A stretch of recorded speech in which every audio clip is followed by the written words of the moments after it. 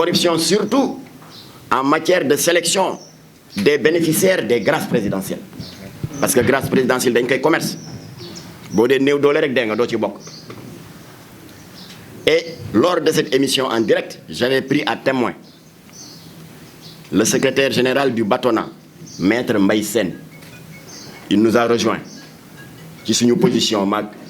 Guy Marius dafa ne naka jekk ñoom itam seetlu nañu ne que bu ñu demee ba war a joxe grâce présidentielle yi mais am nañu ci bénéficier ñoo xam ne seen dossier ça n'a pas encore été estampillé du sceau de l'autorité de la chose jugée parce que grâce présidentielle amoo ci droit bu fekkee da nga nekk en détention préventive grâce présidentielle amoo ci droit bu fekkee da nga ne en détention provisoire te kenn atteegul la waaye Sénégal da ngay gis ku ñu atteegul ñu gracier la et on avait donné l'exemple de Samba Wuri Diallo voilà un milliardaire trafiquant de faux médicaments kenn atteewu ko Macky Sall jox ko grâce pendant ce temps mu am des prisonniers méritants souffrant en mauvais état de santé ñu téye leen fa ñii dee nañu ñii génn nañu nekk des am incapacité à vie ma ne góor gi sama nijaay ji ma ne loolu dama ci nekk en phase ak Guy Marius Sagna yaa ngi may laaj lu dox sama digganteeg moom nous avons la même position dans la dénonciation du manque de transparence dans l'attribution de nos concessions pétrolières et gazières parce que les gens semblent oublier que bi ñuy porter sur les fonds baptismaux kuréel googu ñuy wax aar lu ñu bokk maa nga toogoon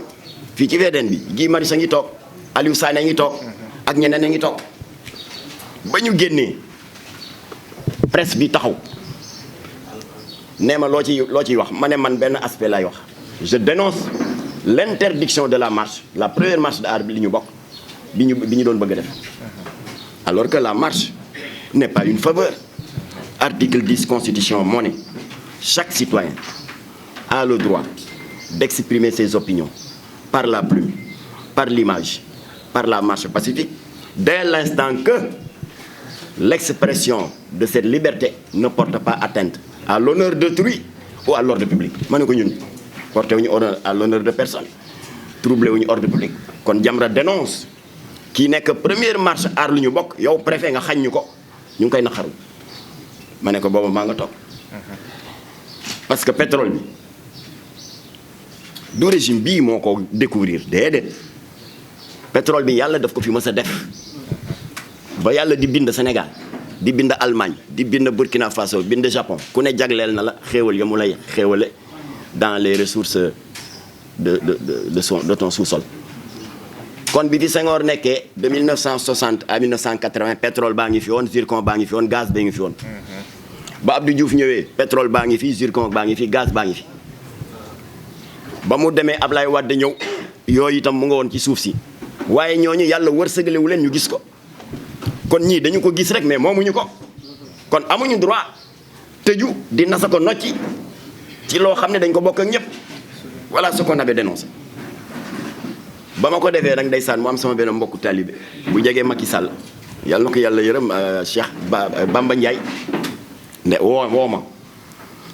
ma président de dafa xaw a jaaxle ma ne ko ci lan li Jamra dem intégré aar lu ñu bokk ma ne ko aar lu ñu bokk mais gisuma wax ju gën a bari jàmm loolu nañu aar la ñu bokk ma ne ko nee ko maa ngi koy gërëm waaye il est le bienvenu dans aar lu ñu bokk ndax moom ci la bokk loolu laa tontu Bamba Ndiaye Bamba nee ma Macky Sall nee na comme que yéen li ngeen di kaas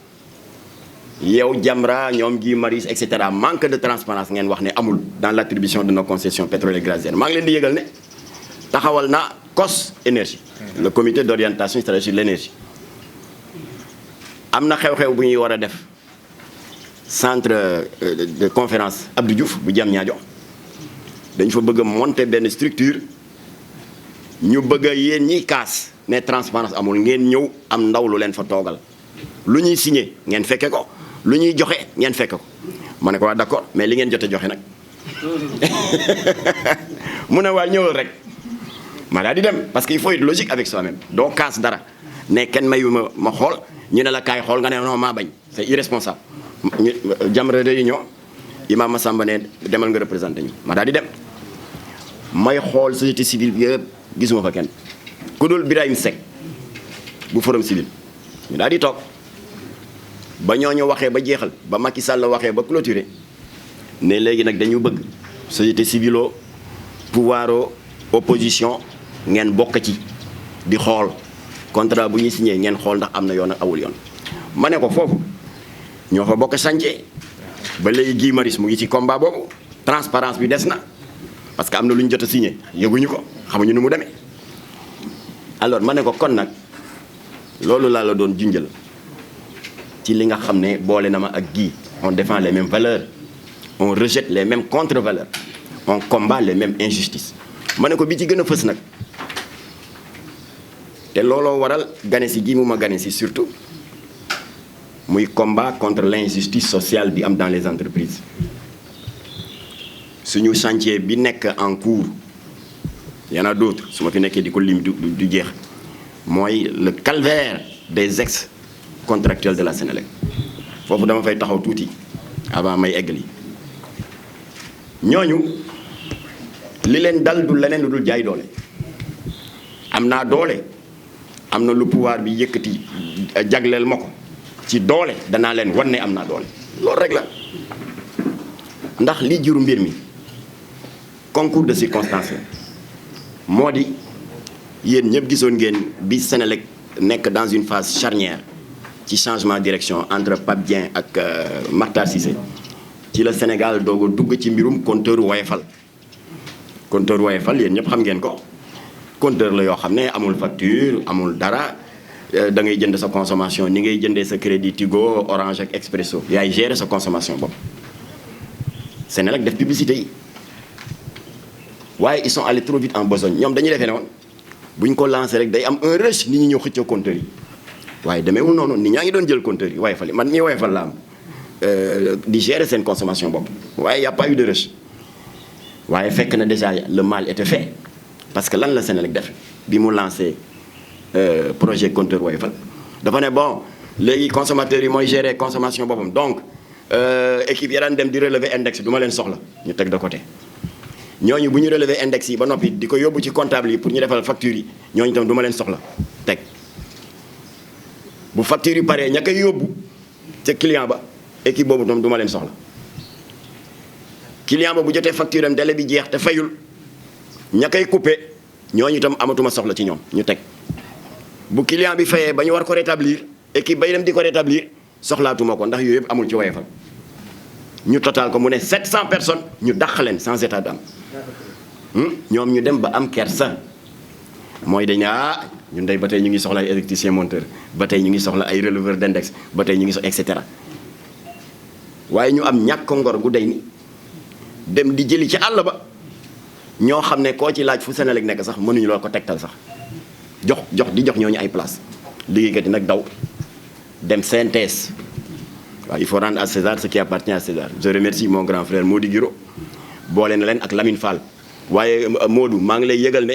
protocole d'accord ba nga signé ak Sénélec da nga leen wan ginnaaw ñu xotti ko sànni bi liggéeykat yi toogee 11 mois presque 12 ça n'a pas été suivi de fait loolu moo waral ñoom ñu ñëw ci Jamra loolu dama koy leeral pour les mauvaises langues yi naan Jamra fait de l'automédiation Jamra c'est des médiateurs autoproclamés je répète ñun duñu dugg ci dossier kenn tant que ñooñu soluñ seen dàll waaxu saisir ñu par écrit kon les gens de la Sénélec nous ont saisi par écrit moo tax ñu dugg ci si nous avait pas saisi duñ ci dugg ci laa dem am jataay ak Makhtar Cissé moom neex naa waxal parce que c'est un IGE inspecteur général d'État dama génn convention collective tegal ko article 10 qui dit que si une entreprise pour des nécessités de restructuration interne wala pour cause pour des raisons économiques procède à des compressions d'effectifs ou des suppressions d'emplois, si ultérieurement le besoin de recrutement se fait sentir, la priorité est donnée à ceux qui étaient là. Est-ce que ana waa Sénélec est-ce que Sénélec respecté na loolu dem na ba gis ne soxla na ba tey électricien monteur ya mu dàqoon soxla na comptable soxla na nangam ak nangam yoon nee na ko ñii dañuy am priorité d'embauche 2 ans mu jéggi leen dem di def recrutement politique loolu mooy lan Makhtar Cissé nag bi mu nangoo loolu parce que loolu du waxu Jamra du waxi Guy Marius Sagna mais c'est l'article 10 de la convention collective interprofessionnelle mu ne d'accord on va l'appliquer waaye yow Makhtar je n'ai rien à t'apprendre yaa ngi ñëw seet si ma en plein mois de juin xam nga ne kon le budget 2016 parce que moom il a pris fonction en 2015 mu ne ma xam nga ne le budget 2016 nekk na en cours d'exécution kon 700 personnes mënu ma leen réintégrer ba ñu ma leen réintégrer waaye mënu ma leen réintégrer en pleine exécution budgétaire te budget wuñu ko ma ne quoi d'accord mais wax ma noo koy échelonné ñu daal di d'accord mu di leen réintégrer par lot kon ci gàttal 2016 dugal na 200 sur les 700 qui ont été licenciés exercice 2017 mu dugalaat 200 bañ demee ba 2018 dégguma ko ñu toog ba année bi bëgg a jeex ma woo ko parce que foofu sentiroon naa ni comme qu'on était à 3 mois de l'ouverture de la campagne électorale pour la présidentielle sentiroon naa ne peut-être qu'il savait qu'il était pressenti pour faire partie du prochain gouvernement waaye daal ba muy dem def na un dernier effort daal di réintégrer 93 kon 200 plus 200 plus 93 muy ñaata du 493 loolu la Makhtar Cissé def il faut avoir l'honnêteté de le dire mu doog a dem daal di joxalante lenge ak Pape Mademba Bitèye ñu joxate lenge Pape Mademba Bitèye nag gii dal di sol dalam sërëm bu baax ja nekk fële ñu ngi koy jaale sax dafay tënj fi mu ne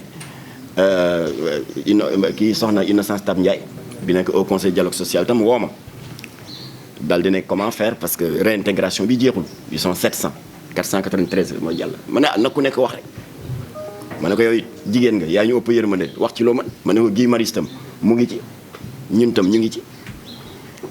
il n'est pas important naan solution bi ci loxo kii la jógee loxo kii li ñu amal solo na solution am rek alors yàlla dogal après plusieurs séances de travail Pape Mademba Bitèye daal di lâcher un peu de l'est je dis un peu parce que 15 la jël 15 yooyu bu fekki see 493 yi muy 508 yoo xam ne ñu ngay liggéey di jot seen salaire retrouver seen dignité après être resté 35 mois sans salaire loolu metti na am na ci ay drame yu bari yoo xam ne rus naa ko nettali fii ñii dàq nañ leen fa ñu léewoon ñi yàlla nattoo ñu am jabar ju muñ seen say tas na ñi seen doom dàq nañ leen école waaye quand même 508 jël nañ leen alors